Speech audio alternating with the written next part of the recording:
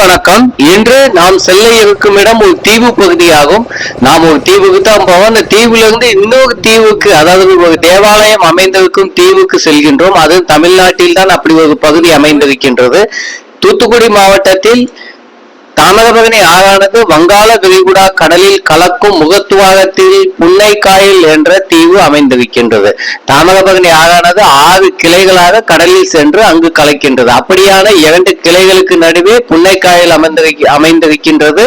அந்த ஊர் மொத்தமுமே தீவு பகுதி தான். அப்படி அந்த தீவிலிருந்து மேலும் ஒரு தீவுக்கு நாம் சென்றால் அந்த தீவில் தான் புனித தோமையார் ஆலயம் அமைந்திருக்கின்றது. அந்த அதாவது தேவாலயம் கோவிலுக்குத்தான் இப்பொழுது நாம் இருசக்கர வாகனத்தில் சென்று கொண்டிருக்கின்றோம். இருசக்கர வாகனத்தில் அங்கு வரை செல்ல முடியாது, புன்னைக்காயல் வரை செல்ல இயலும். இப்பொழுது நாம் ஆத்தூரையிலிருந்து, அதாவது தூத்துக்குடியிலிருந்து சென்றோம், ஆத்தூரை கடந்து சென்று கொண்டிருக்கின்றோம். இங்கு தாமிரபரணியானது இப்பொழுது நாம் கடந்து செல்ற இந்த கிளையைத்தான் நாம் அங்கு சென்று கடக்க வேண்டும்.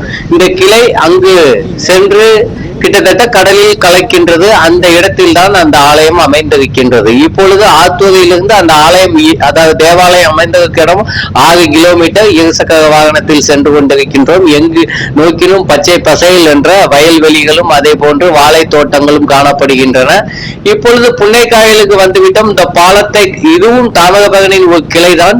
6 கிளை என்று தெரிவித்தேன் அல்லவா, ஒரு கிளையை கடந்து சென்று கொண்டிருக்கின்றோம்.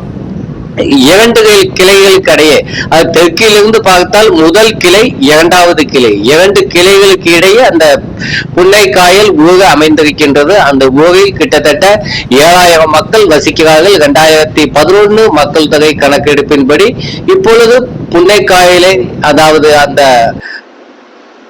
புன்னைக்காயலை நெருங்கிவிட்டோம்.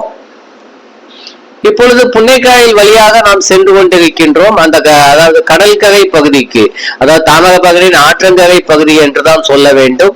இங்கு ஐரோப்பியர்கள் மிக முன்னதாகவே வந்துவிட்டார்கள். அதாவது போர்ச்சுகீசியர்கள் 1500களில் இந்தியா, அதாவது கேரள கடற்கரை வந்தடைந்த பிறகு கிட்டத்தட்ட 10 ஆண்டுகளில் இங்கும் அவர்கள் வந்தடைந்து விட்டார்கள். இங்கு அவர்கள் மிக முக்கியமான ஊராக அவர்கள் கருதி வந்திருக்கிறார்கள். அதாவது இந்த புன்னைக்காயல் தீவில் அமைந்திருக்கும் இந்த தேவாலயத்துக்கு புனித தோமையார் ஆலயம் என்று அழைக்கப்படுகின்றது. அதாவது செயின்ட் தோமஸ் சர்ச் என்று அழைக்கப்படுகின்றது, ஆங்கிலத்தில் சொல்ல வேண்டும் என்றால். இப்பொழுது அந்த கடற்கரையை நாம் நெருங்கிவிட்டோம். இங்கிருந்து நடந்தும் செல்ல இயலும். 4 கிலோமீட்டர் தொலைவு தான் நடந்து சென்றால். அதாவது காலை 6-7 மணிக்கு வாக்கில் வந்தால் இங்கிருந்து நடந்து செல்ல இயலும். இப்பொழுது வந்திருந்த வேளையில் இங்கு மீன் வியாபாரம் கொடிகட்டி பறந்து கொண்டிருந்தது. அதாவது கடலிலிருந்து பிடித்து வந்த மீனை 10-11 மணி வாக்கில் அவர்கள் விற்று கொண்டிருந்தார்கள். நாம் கடலுக்கு செல்ல தயாரானோம். படகின் வழியாக செல்வதாக தீர்மானித்தோம். ஏனெனில் காலை 6-7 மணிக்கு வந்தால்தான் கடல் வழியாக, அதாவது இந்த ஆற்றை கடந்து அதற்கு ஒவ்வொரு கிளையாக கடந்து நடந்து செல்ல வேண்டும். ஆனால் நெஞ்சு உயரத்துக்கு நீரானது எப்பொழுதும் சென்று கொண்டே இருக்கும். சில வேளைகளில் குறைந்த அளவு நீரோட்டம் இருக்கும். இப்பொழுது மதிய வேளையாக இருப்பதால் நீரின் ஓட்டமானது சற்று உயரமாக காணப்படுகின்றது. அதாவது 2வது தாமிரபரணியின் கிளை வழியாக நாம் சென்று கொண்டிருக்கின்றோம். நாம் சென்றால் கிட்டத்தட்ட இந்த படகின் வழியாக சென்றால் 7 கிலோமீட்டர் பயணித்தால் அந்த புனித தோமையார் ஆலயத்தை சென்றடைந்து விடலாம்.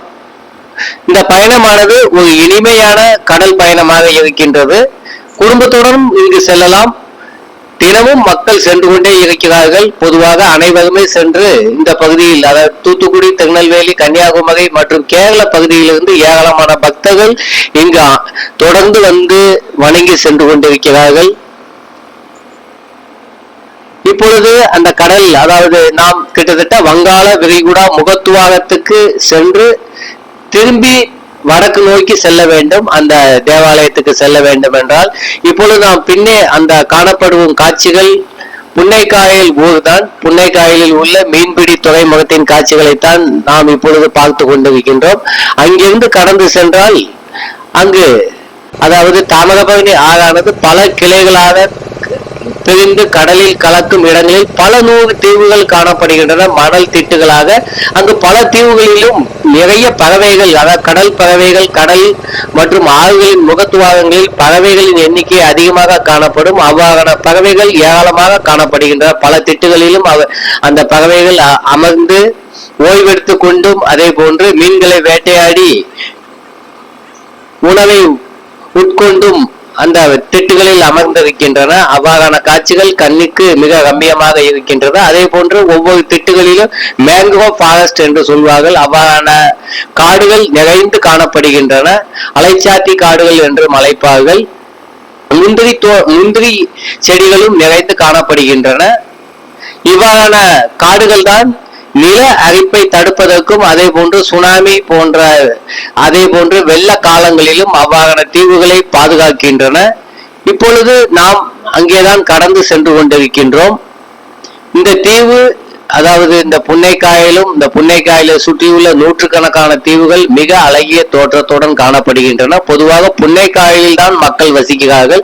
வேறு எந்த தீவிலும் தாமிரபரணி கடலில் கலக்கும் இடத்தில் அமைந்திருக்கும் இந்த 6 கிளைகளுக்கு இடையே உள்ள தீவுகளில் எங்குமே மனித வசிப்பிடம் கிடையாது. புன்னைக்காயில் மட்டும்தான். இது பழங்காலத்திலிருந்தே கிட்டத்தட்ட 2000 ஆண்டுகளுக்கு முன்பிருந்தே இங்கு தமிழர்கள் தொடர்ந்து வசித்துக் கொண்டிருப்பதற்கான அடையாளங்கள் இருக்கின்றன. ஏனெனில் சங்ககால தலைநகரான கொற்கை இதற்கு அருகில் தான் அமைந்திருக்கின்றது. இப்பொழுது நாம் செல்கின்றோம் அல்லவா புனித தோமையாலயம், அதற்கு அடுத்திருக்கும் கிளையில் அதாவது 4-5 கிளைகளுக்கு நடுவே நாம் சென்றால் கொற்கை துறைமுகத்தை அடைந்து விடலாம். ஆத்தூரிலிருந்து அந்த கொற்கை துறைமுகமானது கிட்டத்தட்ட 4 கிலோமீட்டர் தொலைவில் தான் அமைந்திருக்கின்றது. இன்று தாமிரபரணியின் சற்று உள்ளே காணப்படுகின்றது. முன்பு மிக அதாவது தாமிரபரணி அகலமாக கடலில் கலந்த பொழுது இங்கிருந்து படகு அங்கு வரை படகு போக்குவரத்தும் கப்பல் போக்குவரத்தும் அந்த காலத்தில் 2500 ஆண்டுகளுக்கு முன்பே பாண்டியர்கள் தலைநகராக இதை அவர்கள் பாவித்து இங்கு இருந்து ஆட்சி செய்த பொழுது அவர்களுக்கு அது மிக பேருதவியாக இருந்திருக்கின்றது. புன்னைக்காயலில் முன்பு அந்த காலத்தில் இந்த பகுதியில் அதாவது முத்து குளித்தல் மிக முக்கியமான ஒரு தொழிலாக இருந்திருக்கின்றது. மிகப்பெரிய பாண்டியர்களுக்கு வருமானத்தை தேடித்தந்த அது தொழிலாக அவர்களுக்கு இருந்திருக்க வேண்டும். இப்பொழுது நாம் படகில் தான் சென்று கொண்டிருக்கின்றோம். நமக்கு பின்னாடி தெரியுதில்லை, இதான் மேங்கோ ஃபாரஸ்ட். ஏற்கனவே சொன்னேன் அல்லவா, பல இடங்களிலும் கடலில் முகத்துவாகத்தில் இவ்வாறான அதாவது அலைச்சாத்தி காடுகள் காணப்படுகின்றன. இந்த காடுகள் தான் இந்த பகுதி மக்களை பாதுகாத்து வருகின்றது. பொதுவாக சுனாமியும் வருவதில்லை. இலங்கை தீவு இதற்கு கிழக்கு பகுதியில் காணப்படுவதால் அந்த தீவு பொதுவாக கடல் அலைகளை தடுத்து விடுகின்றது. ஆனால் புயல் காலங்களில் மிகப்பெரிய உதவி செய்கின்றது இவ்வாறான அலைச்சாத்தி காடுகள். இப்பொழுது படகில் நாம் அங்கு சென்று கொண்டிருக்கின்றோம். இங்கு ஆழம் சற்று குறைவாகத்தான் இருக்கும். நமக்கு அதாவது கிழக்கு பகுதியில் இதே போன்ற மணல் திட்டுகள் காணப்படுகின்றன. கடலிலிருந்து வரும் அலையை அது தடுத்து கொண்டிருக்கின்றது. இங்கிருந்து மிக அருகில் தான் அந்த தேவாலயமானது காணப்படுகின்றது. பொதுவாக இந்த ஊரில் தான் அச்சுக்கூடம் முதலில் இந்தியாவில் நிறுவப்பட்டது. அதே போன்று தமிழ் அச்சுக்கூடமும் நிறுவப்பட்டது. இந்தியாவில் நிறுவப்பட்ட முதல் அச்சுக்கூடம் தமிழ் தான். அதுவும் இங்குதான் நிறுவப்பட்டது. இதற்கு சில ஆண்டுகளுக்கு முன்பு கேரளாவில் தமிழ் அச்சுக்கூடம் நிறுவப்பட்டது. அதாவது 1578 கேரளாவிலும் 1579 இந்த அதாவது புன்னைக்காயலிலும் முதல் தமிழ் அச்சுக்கூடம் நிறுவப்பட்ட மிக பெருமையான பகுதியாக இருக்கின்றது. அதே போன்று இறுதியில் கயற்றாறு பாண்டிய மன்னர்கள் ஆட்சிக்கு உட்பட்ட பகுதியாகவும் இருக்கின்றது. அதன் பிறகு நாயக்க மன்னர்களின் கட்டுப்பாட்டின் கீழ் செல்கின்றது. இப்பொழுது கிட்டத்தட்ட அந்த தேவாலயம் அமைந்திருக்கும் பகுதிக்கு வந்துவிட்டோம். அடுத்து புன்னைக்காயலை பற்றி ஏராளமான பதிவுகள் வரும். இங்கு உள்ள வரலாற்று நிகழ்வுகளை நான் ஒவ்வொன்றாக தெரிவிக்கின்றேன். இப்பொழுது அந்த தேவாலயத்துக்கு மிக அருகே வந்துவிட்டோம். ஏராளமான பக்தர்கள் அங்கு நீராடி கொண்டிருந்தார்கள். அந்த இடத்துக்கு நாம் வந்தடைந்து விட்டோம். தாமிரபரணி ஆறானது 125 கிலோமீட்டர் நீளம் கொண்டதாக இருக்கின்றது. இந்த இடத்தில் தான் கடலில் கலக்கின்றது. அந்த இடமானது சங்குமுக தீர்த்தம் என்று அழைக்கப்படுகின்றது. அந்த இடத்தில் தான் இந்த தேவாலயம் காணப்படுகின்றது.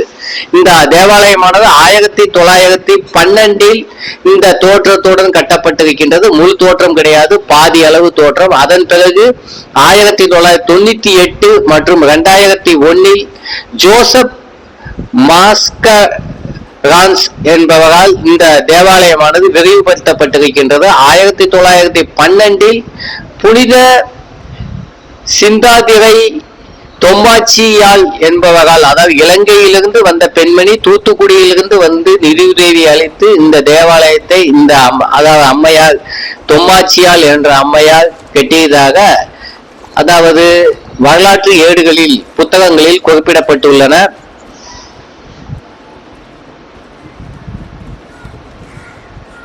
வென்னாசியூஸ் அடிகளார் என்ற ஒருவர் புத்தகம் எழுதியுள்ளார். அவர் இதை பற்றி குறிப்பிட்டுள்ளார். இந்த அம்மையார் தான் நிதி உதவி அளித்து இந்த தேவாலயத்தை கட்டியதாக.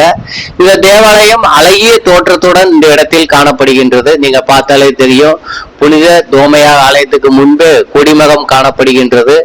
அதே போன்று சுற்றி நீர் நிறைந்த பகுதியாக காணப்படுகின்றது. எப்பொழுதுமே நீர் அதன் முற்றம் வரை செல்லும்.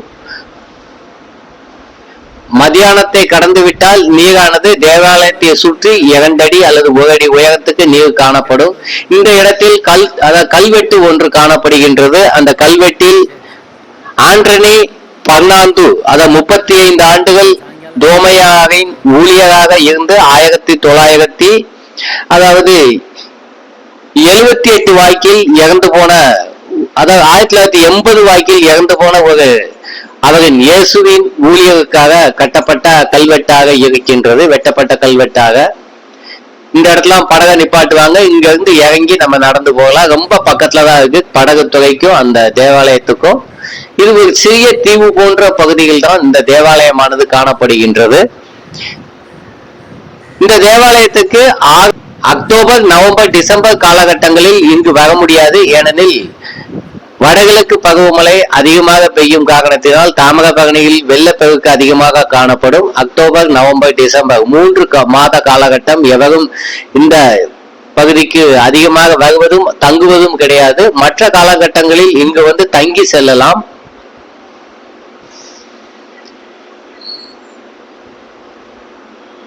பார்த்தாலே தெரியும், மிக அழகிய தோற்றத்துடன் இந்த தேவாலயம் காணப்படுகின்றது. கடைகள் எதுவுமே கிடையாது. இங்க வரணும்னா முன்னாடியே உங்களுக்கு தேவையான பொருட்களை வாங்கிட்டு காலையில வந்துட்டு சாயங்காலம் திரும்பி போகலாம். 5-6 மணிக்கு திரும்பி போகலாம்.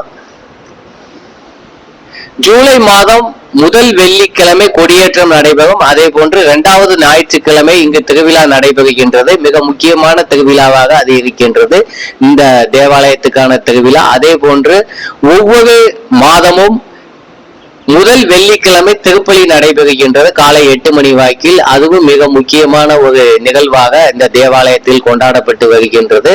சாதி மதம் கடந்து அனைவருமே இங்கு வந்து வழிபட்டு செல்கிறார்கள். மிக முக்கியமான ஒரு சுற்றுலா தலமாகவும் காணப்படுகின்றது. பாருங்க,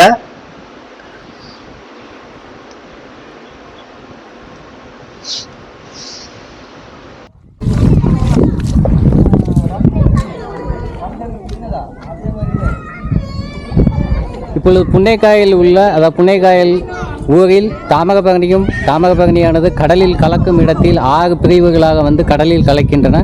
அந்த கிளைகளில் இடையே தான் இந்த புனித தோமையா தேவாலயமானது காணப்படுகின்றது. கிட்டத்தட்ட 300 ஆண்டுகளுக்கு முன்பு இதன் கட்டட பணிகளாக துவங்கி இருக்கின்றன. அது 1912 வாக்கில் அந்த பணியானது முடிவடைந்து இப்பொழுது உள்ள இந்த தேவாலயம் நமக்கு கிடைக்கின்றது.